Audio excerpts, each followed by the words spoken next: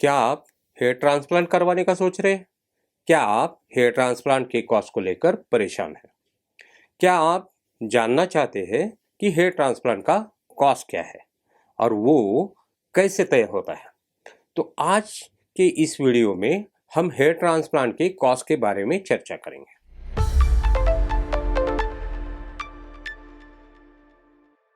Hello, मैं doctor Sachin Pawar, hair transplant surgeon, HairMD Pune.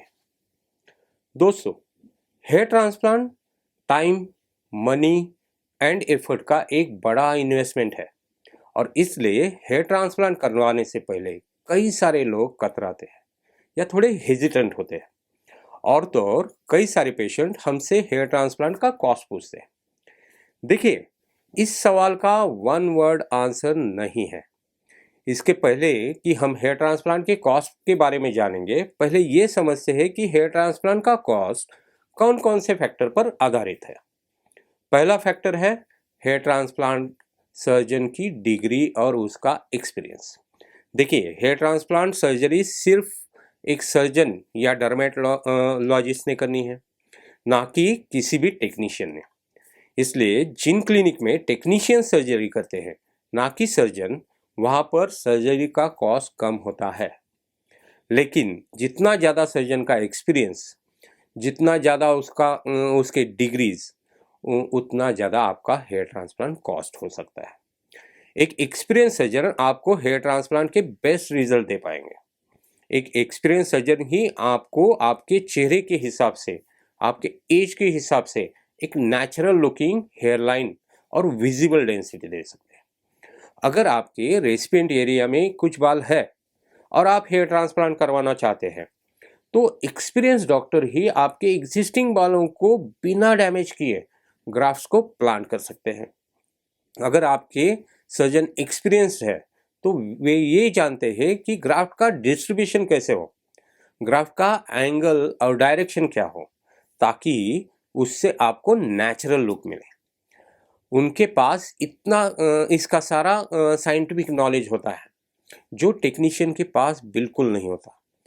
इसके अलावा और एक इम्पॉर्टेंट चीज़ वो है कि एक एक्सपीरियंस या ट्रेंड सर्जन डोनर एरिया का सही इस्तेमाल कैसे करे, उसे प्रिजर्व कैसे करे, ऐसे सारे क्रूशियल फैक्टर को भी एक सर्जन को पता होता है और ये ठीक तरह से कर सकते हैं। किसी भी मेडिकल प्रोसीजर की तरह हेयर ट्रांसप्लांट में भी रिस्क इन्वॉल्व होता है। एक एक्सपीरियंस सर्जन ऐसे सिचुएशन में या कोई भी कॉम्प्लिकेशन को तुरंत डायग्नोज करके उन्हें अच्छे से हैंडल कर सकते हैं। लेकिन टेक्नीशियंस के पास ये मेडिकल नॉलेज नहीं रहता। वे कोई भी इम्पोर्टेंट कॉम्प्लिकेशन मिस कर सकते हैं। इससे पेशेंट को तकलीफ हो सकती है, इससे पेशेंट ही सफ़र करेंगे और इसलिए सर्जरी का कॉस्ट वेरी हो सकता है and depending on the surgeon बढ़ सकता है। फिर सेकंड इम्पॉर्टेंट फैक्टर है ओटी का सेटअप। देखिए, हेयर ट्रांसप्लांट सर्जरी एक ओटी सेटअप में ही करना है, ना कि ओपीडी सेटअप में। हेयर ट्रांसप्लांट के लिए आइडियली ओटी में important equipments, lights, magnification equipments और इमरजेंसी हैंडल करने के लिए कैपेसिटी होनी चाहिए। इसके लिए ओटी के इंफ्रास्ट्रक्चर में इन्वेस्ट करना पड़ता है। ये मॉडर्न इंफ्रास्ट्रक्चर आपके कॉस्ट में भी रोल निभाएगा। बहुत सारे क्लिनिक में हमने ये देखने को मिलता है कि सर्जरी के दौरान ओटी लाइट या किसी भी प्रकार के सोफिस्टिकेटेड मैग्निफिकेशन का इस्तेमाल नहीं करते हैं। ऐसा न करने से सर्जरी का ओवरऑल कॉस्ट कम हो जाता है, लेकिन इससे आपके ओवरऑल रिजल्ट भी हैम्पर हो सकते हैं। कोई भी कॉम्प्लिकेशंस अवॉइड करने के लिए बेसिक असेप्टिक प्रिकॉशन लेना ज़रूरी है, जो ओटी सेटअप में ही पॉसिबल होता है। देखिए, ऐसे कुछ क्लिनिक्स भी रहते हैं जो हेयर ट्रांसप्लांट सर्जरी ओपीडी में करते हैं। इससे हेयर ट्रांसप्लांट का फाइनल कॉस्ट कम होता है, लेकिन ये बहुत डेंजरस है। तीसरा फैक्टर है हाई क्वालिटी इंस्ट्रूमेंटेशन। देखिए, एफयू सर्जरी में प्रिसीजन के लिए हाई क्वालिटी इंस्ट्रूमेंटेशन की ज़रूरत पड़ती है। उदाहरण के लिए हमारे यहाँ HairMD पे हम यूएस मेड पंचेस का इस्तेमाल करते हैं। ये बहुत ही शार्प और प्रिसाइज रहते हैं। जब वे स्काल्प पर यूज़ किए जाते हैं तो उनका कट भी क्लीन रहता है। स्किन को मिनिमल डैमेज होता है, इसके कारण मिनिमल स्कारिंग होता है। लेकिन उन्हें इंपोर्ट करना पड़ता है और वो कॉस्टली होते हैं। और तो और हर पंच सिर्फ एक ही पेशेंट पर ही यूज़ करना होता है, जो भी हम हेयर एमडी पे करते हैं। इंडिया में जो पंचेस मिलते हैं उनका प्रिसीजन उतना नहीं होता। कुछ क्लिनिक पंचेस को वन टाइम यूज़ नहीं करते हैं, वो पंचेस को बार बार यूज़ करते हैं, तो इससे भी ओवरऑल कॉस्ट कम होता है। चौथा फैक्टर है सर्जन के साथ उनकी टेक्निकल टीम। हेयर ट्रांसप्लांट के लिए क्लिनिकल टीम की ज़रूरत होती है। हेयर ट्रांसप्लांट बहुत ही हेक्टिक और लंबी प्रोसीजर है। ये पूरी सर्जरी कोई एक इंसान नहीं कर सकता। इसके लिए सर्जन के साथ एक टीम की भी आवश्यकता होती है। हमने ऐसे बहुत सारे क्लिनिक देखे हैं जहां पर एक या दो स्टाफ ही सारे प्रोसीजर करते हैं। एक सक्सेसफुल सर्जरी के लिए एक अच्छी टीम का होना इम्पोर्टेंट है, इसलिए टीम को मेंटेन करने का भी कॉस्ट शामिल होता है और ये टीम परमानेंट होनी चाहिए। कुछ क्लिनिक बाहर से टेम्पररी स्टाफ को हायर करते हैं जिनको आपके हेयर ट्रांसप्लांट रिजल्ट के बारे में या आपसे कोई लेना देना नहीं होता। वे अपना काम करते हैं, पैसा लेते हैं और तो और आप उनसे शायद अपनी ज़िंदगी में कभी मिलोगे भी नहीं। दोस्तों, मेरा मानना यह है कि अगर पूरी हेयर ट्रांसप्लांट सर्जरी एक ही आदमी करेगा तो वो सर्जरी जल्द से जल्द ख़त्म करने की कोशिश करेगा। लेकिन अगर यह प्रोसीजर एक पूरी टीम करती है तो हर एक स्टेप के लिए फ्रेश आदमी आएगा और हर एक स्टेप को वो पेशेंटली और करेगा और सर्जरी में उसका रोल अच्छे से निभा पाएगा। पांचवा फैक्टर है आपका हेयर ट्रांसप्लांट। जब आपके हेयर ट्रांसप्लांट के लिए स्पेशल स्किल्स की ज़रूरत होती है, जैसे कि टेम्पोरल एंगल में हेयर ट्रांसप्लांट करना, ये बहुत ही स्किलफुल जॉब है। अगर इसमें कुछ भी मिस्टेक हो जाती है तो आपका हेयर ट्रांसप्लांट बिगड़ सकता है। बहुत कम सर्जन जो ये सर्जरी परफेक्टली कर सकते हैं। फिर क्राउन हेयर ट्रांसप्लांट के लिए भी क्राउन डिजाइनिंग एक बहुत ही चैलेंजिंग काम है। इसमें वर्ल पैटर्न होता है जिसके लिए स्पेशल स्किल की ज़रूरत पड़ती है। फिर बियर्ड हेयर ट्रांसप्लांट भी एक स्किलफुल जॉब है। इसमें चेहरे पर कोई स्कार्स ना हो, इसलिए स्पेशल एंगल और डायरेक्शन में बालों का ट्रांसप्लांट करना बहुत ज़रूरी होता है। इसलिए इन प्रोसीजर्स की वजह से हेयर ट्रांसप्लांट का कॉस्ट भी बढ़ सकता है। तो ये थे कुछ इम्पोर्टेंट फैक्टर्स जिन पर हेयर ट्रांसप्लांट का प्राइस आधारित है। इंडिया में 10 रुपये पर ग्राफ्ट से लेके 200 रुपये पर ग्राफ्ट का प्राइसिंग होता है। कुछ क्लिनिक्स आपको ग्राफ्ट के बजाय पर हेयर कॉस्ट बताते हैं, लेकिन आपको ये ध्यान में रखना है कि 1 graft is equal to 2 hairs. देखिए दोस्तों, कोई भी अच्छे क्वालिटी का हेयर ट्रांसप्लांट जो सेफली परफॉर्म किया जाएगा एक प्रॉपर ओटी सेटअप में और एक वेल क्वालिफाइड एक्सपीरियंस सर्जन से, वो थ्रो अवे प्राइस को या कम या डिस्काउंटेड प्राइस को नहीं आएगा।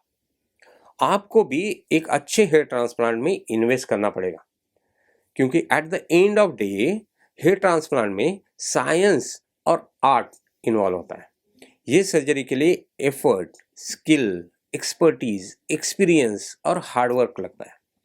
हेयर ट्रांसप्लांट सर्जरी सर्जन ही नहीं लेकिन पूरी टेक्निकल टीम आपके हेयर ट्रांसप्लांट को सक्सेस बनाने के लिए काम करती है।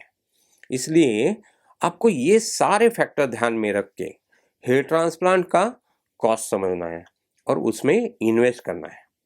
देखिए, जब हम कोई भी चीज़ खरीदने जाते हैं तो हम उसकी क्वालिटी देखते हैं। जिसकी क्वालिटी अच्छी होती है उसका दाम भी ज़्यादा होता है। हेयर ट्रांसप्लांट में आपके पर्सनैलिटी के साथ साथ आपकी लाइफ भी इन्वॉल्व है, इसलिए आप चीप ऑप्शन चूज नहीं कर सकते। क्या आप हार्ट सर्जरी किसी अंडर इक्विप्ड फैसिलिटी में करवाओगे? क्या आप कोई भी सर्जरी किसी टेक्नीशियन से करवाओगे? नहीं ना। यही बात हेयर ट्रांसप्लांट के लिए भी अप्लाई होती है। अगर आप हेयर ट्रांसप्लांट करवाते हैं और आपका नेचुरल लुक या आपको आपके लाइफ में कॉन्फिडेंस नहीं मिलता है तो उसका कोई फायदा ही नहीं होता है। इसलिए सही क्लिनिक चुनिए, सही सर्जन के पास जाइए और अपना हेयर ट्रांसप्लांट कीजिए।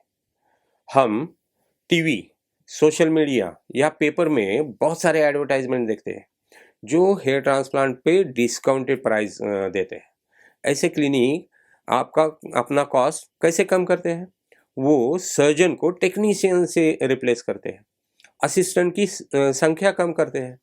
इससे पेशेंट रिस्क इंक्रीज हो जाता है, रिजल्ट हैम्पर हो जाते हैं, कॉम्प्लिकेशन के चांसेस बढ़ते हैं, और तो और वे ओटी सेटअप में भी कॉम्प्रोमाइज़ करते हैं, असेप्टिक प्रिकॉशन नहीं लेते हैं। ऐसे अनहाइजीनिक कंडीशन में ज़्यादा कॉम्प्लिकेशंस होते हैं, और इनके पास अच्छे इक्विपमेंट नहीं होते, जिससे आपके ग्राफ्ट डैमेज होते हैं और रिजल्ट हैम्पर होते हैं। देखिए, सिर्फ कॉस्ट को कम करके आप आपके हेल्थ, आपके फ्यूचर रिजल्ट और पर्सनैलिटी, इन सारी चीज़ों को कॉम्प्रोमाइज़ कर रहे हो, तो ऐसे क्लिनिक से दूर रहें। क्योंकि अगर आपका ट्रांसप्लांट फेल होता है तो वो एक बड़ा साइकोलॉजिकल ट्रामा होता है। ऐसा बिगड़ा हुआ हेयर ट्रांसप्लांट रिपेयर करना पॉसिबल नहीं होता, और अगर रिपेयर किया भी तो उतना अच्छा रिजल्ट नहीं आता। मैं आशा रखता हूँ कि आपको इस वीडियो से हेयर ट्रांसप्लांट के कॉस्ट के बारे में कुछ तो क्लैरिफिकेशन मिला हो। अगर आपके और कोई भी सवाल है तो आप हमें नीचे दिए गए लिंक पर पूछ सकते हैं। दोस्तों, सही सर्जन चुनना, सही क्लिनिक चुनना आपके सर्जरी के सक्सेस के लिए इम्पॉर्टेंट है। एक ही कॉस्ट सारे पेशेंट को लागू नहीं हो सकती।